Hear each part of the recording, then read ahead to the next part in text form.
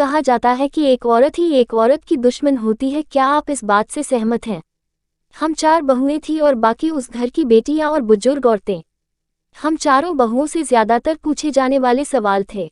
तेरी शादी को 2 साल हो गए और अभी तक खुशखबरी नहीं दी। बनती नहीं है क्या पति के साथ?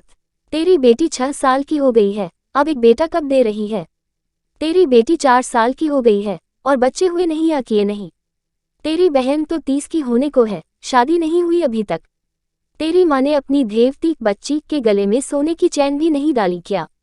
ये सिर्फ एक दिन में हुआ। गलती से हमें वहाँ एक हफ्ता रुकना पड़ जाता तो पक्का हम लोग डिप्रेशन का शिकार हो जाते।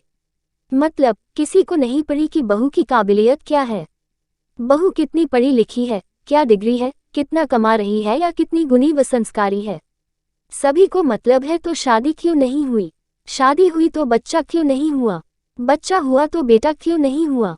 दुर्भाग्य से ये सच है कि बचपन से जब भी प्रताड़ना मिली तो वो देने वाली एक महिला ही रही।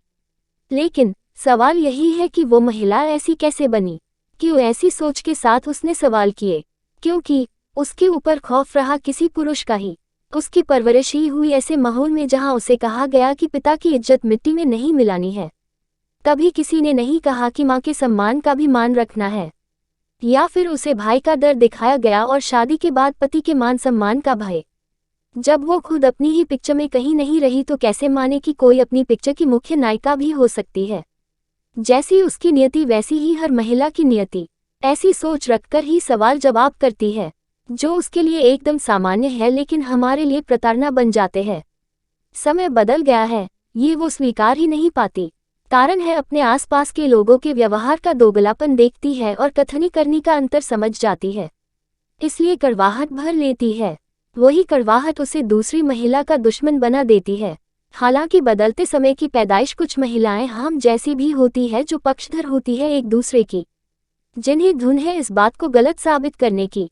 हम चाहते हैं कि चर्चा में बस यही एक बात रह जाए कि एक महिला ही दूसरी महिला को समझ सकती है।